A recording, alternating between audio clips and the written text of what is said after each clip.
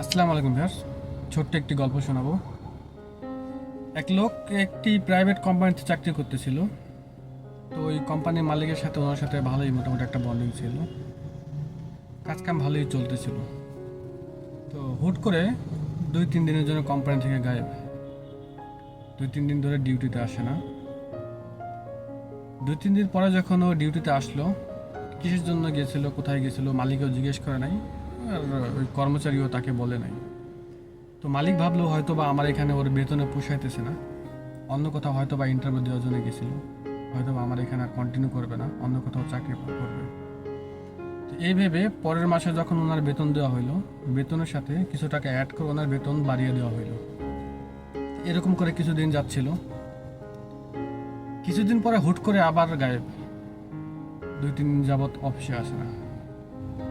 2-3 দিন পরে আবার যখন অফিসে আসলো, মালিক ভাবলো যে প্রথমে একদিন চলে গেল না বলে ওর বেতন বাড়িয়ে দেওয়া হইলো, তারপরেও আবার গায়েব হয়ে গেল। অফিসের তো একটা নিয়ম কানুন আছে, কোথাও যেতে হলে আগে থেকে বলতে হবে ছুটি লাগবে, বা একটা রুলস রেগুলেশন আছে। তো পরের মাসে যখন বেতন দিল, তো ওই মালিক ওই যে ওর মূল বেতন ছিল ওই বেতনের থেকে কিছু টাকা কম দেওয়া হলো, ওর বেতন কেটে দেওয়া হলো। তো তখনও ওই ছেলেটা কিছু বললো না। তো এরকম করে চলতেছে কিছুদিন। ওই মালিকের মনে একটা কৌতূহল জাগলো যে ওরে একবার বেতন বাড়াইলাম, আমার কাছে আসলো না ধন্যবাদ দেওয়ার জন্য। পরের বার ওর বেতন কাটলাম, তাও আমার কাছে এসে জিজ্ঞেস করলো না যে বেতন কেন কাটলেন। তো ওই মালিক ওই ছেলেটাকে ডেকে পাঠাইলো।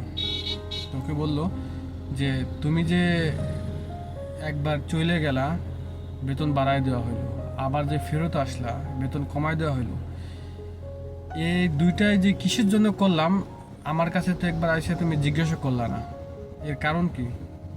তখন ওই ছেলেটা উত্তর দিল যে আমি যখন প্রথমবার ছুটিতে গেছি, প্রথমবার যখন বাড়িতে গিয়েছি হঠাৎ করে, তো তখন আমার বাচ্চা হয়েছে।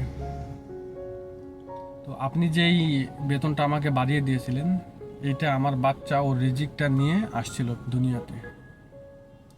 দ্বিতীয়বার যখন আমি বাড়িতে গেছি, তখন আমার মা মারা গেছে।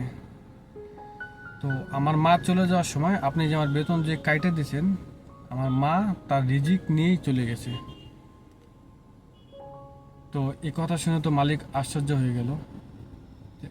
আসলে আমাদের জন্মের অনেক বছর আগেই আমাদের রিজিক লেখা হয়ে থাকে। আমরা কত টাকা কামাই করব, কোথায় থাকবো, কি খাবো, কি পরবো না পরবো, সেটা ওপর থেকেই ডিসাইড করা থাকে। রিজিকের ফয়সালা তো উপরে হয়। আর এটা আমাদের দুনিয়াতে পাঠানোর অনেক বছর আগে আমাদের রিজিক লেখা হয়ে গেছে। আমরা যতই কামড়াকামড়ি করি না কেন, যে এইটা খাবো, ওইটা খাবো, এইটা নেবো, ওইটা নেবো, এত কিছু করবো, টাকার পিছনে দৌড়াবো, আসলে আমাদের রিজিকে যেটা লেখা থাকবে সেটাই আমাদের আমরা পাবো। আর যেটা আমাদের রিজিকে লেখা না থাকবে, আমরা যতই কামড়াকামড়ি করি না কেন, সেটা কিছুতেই আমাদের হাতে আসবে না। তো সবসময় একটা কথা বলবো যে করে দেখাও কিছু এমন কি দুনিয়া করতে চায় তুমি করেছো যেমন।